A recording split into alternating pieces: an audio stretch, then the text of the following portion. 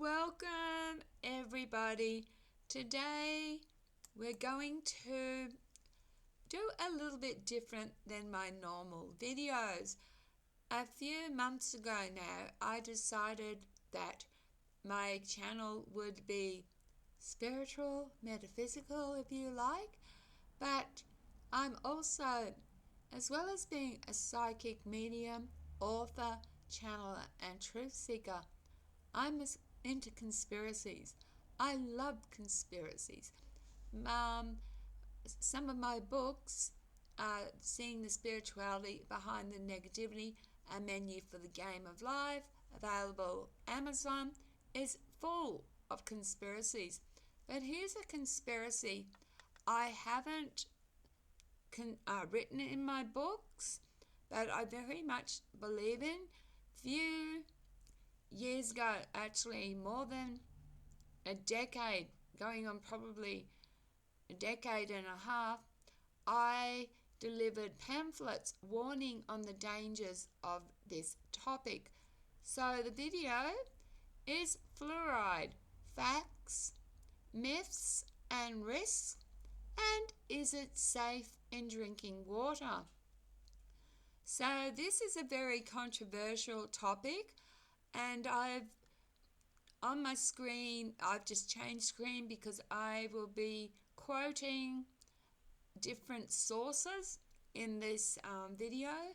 So the controversial topic, fluoride in drinking water, we'll look where it's used around the world, how fluoride works, especially topically versus systemically, and examine both the health benefits and potential dangers.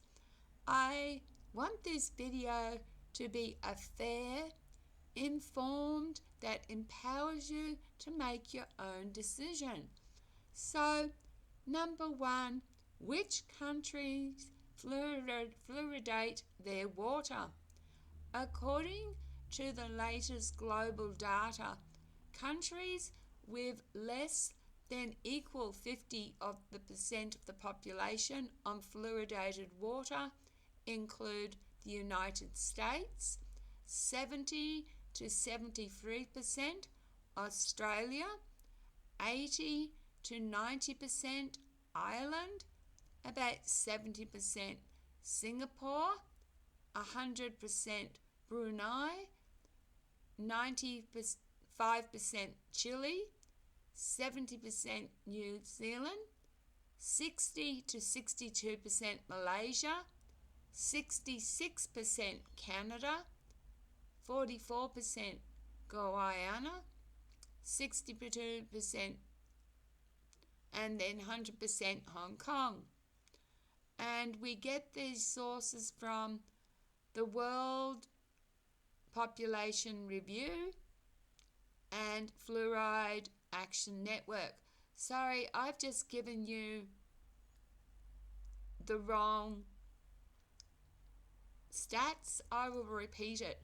United States, 70 to 73%.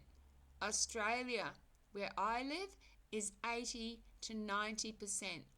Ireland, about 70%. Singapore, 100%. Brunei, 95%. Chile, 70%. New Zealand, 60 to 62%. Malaysia, 66%. Canada, 44%. Guyana, 62%. Hong Kong, 100%. Many European nations do not fluoridate, relying instead on fluoridated salt or rejecting the practice altogether. That source is Wikipedia. Number two, how fluoride works. Topical versus systemic. Now, topical fluoride, which is in toothpaste, mouthwash, varnish, it works by strengthening the enamel, promoting remineralization and inhibiting bacteria, preventing tooth decay where exposure is direct. That's Wikipedia. And systemic fluoride, which is ingested via water or supplements, was once thought to protect developing teeth internally. Over time, evidence shows its primary benefit is post-eruptive, largely topical rather than systemic, and that source is Second Look. Many experts now emphasize the limited systemic benefits and increasing focus on topical effects. Number 3, evidence supporting fluoridation. Fluoride in public water began in the 1940s. Studies show how it can reduce cavities by about 25%, particularly benefiting lower income children who may lack dental care access. That's from WashingtonPost.com. And then major public health bodies like the CWC, WHO, so that Central Disease Centre, World Health Organization, and British NHS, National Health Services, endorse fluoridation as safe as regulated levels and effective in reducing dental health inequality. That source is The Guardian. Let's look at potential risks and controversies. Long-term exposure above safe levels can lead to dental fluorosis. Sorry if I pronounced that wrong, but it means your tooth mottles. And in rare cases, skeletal fluorosis. That's joint stiffness and bone issues, especially in areas with naturally high fluoride levels, for example, parts of India and China. That was taken from Wikipedia. Some studies suggest possible links between high prenatal fluoride exposure and lower IQ in children, but findings are controversial and under further review. 3 sources here: Today's HRDH, WashingtonPost.com, and the Wall Street Journal. A recent federal court in the US raised concerns over fluoride's neurodevelopment impacts and has triggered policy reviews in some states. For example, Utah banning fluoridation. That's from the Wall Street Journal. So let's do a summary of pros and cons. The argument that it protects against cavities are less than 25% cavity reduction per CDC, Central Disease Centre, and WHO, the World Health Organization, and they note that most benefit in children, socio-economic vulnerable groups.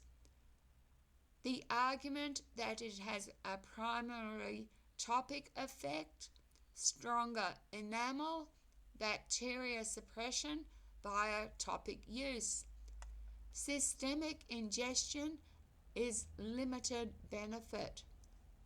Reduces, so there's an argument for reducing dental inequality. Improved access for low-income communities. Effective where dental health care is scarce. The argument, risk of fluorosis, dental mottling at high doses, skeletal fluorosis with very high exposure. And this occurs mostly where natural fluoride is bottled or unregulated. And then an argument for possible neurodevelopmental concerns. Some studies linking prenatal exposures to IQ differences. Results remain debated and not conclusive. So, final thoughts.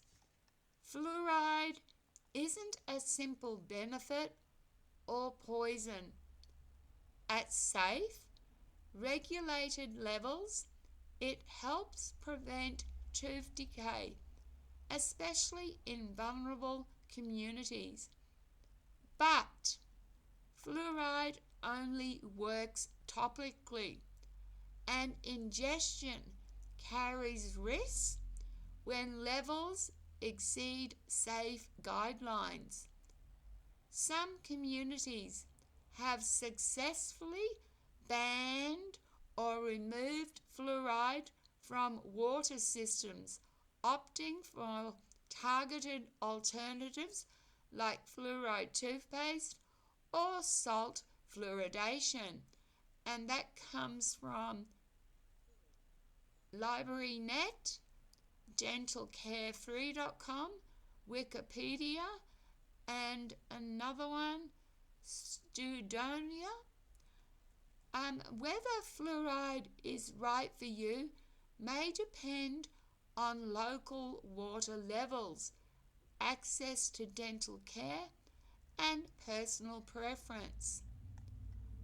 What I hope you take away from this is this: medicine and public health decisions should be informed, and they deserve ongoing review. Fluoride has helped billions, but we mustn't ignore studies showing harm at higher doses or question whether ingestion is necessary when topical use works well. Hear that? Topical use works well. If you live in a country with fluoridated water, I do, examine your risk versus benefit. If you're concerned, talk to your dentist, check water levels, or choose fluoride-free bottled water or filters. Let's be empowered, not fearful, so we can choose what's right for ourselves and our families. Thanks for watching, and I'd love to hear your thoughts. And I just have to say this: what about people who don't have teeth, false teeth, and they're drinking fluoridated water? And it's good enough and well enough to say filters, but sometimes people in lower socio-economic groups cannot afford a filter. And I was shocked to find that, I'll just go back to the page again, because I live in Australia, in Queensland actually, and my coverage, so 80 to 90% of Australia drinks fluoridated water. This is my personal opinion only. I think it's poison. Fluoride is poison. And they can afford to put fluoride in toothpaste and just educate us on using toothpaste. We don't need to drink it. Let me know what you think, and let me know what country you live in. Thank you for watching again. Take care of each other and yourselves. Love, light, and blessings. Bye.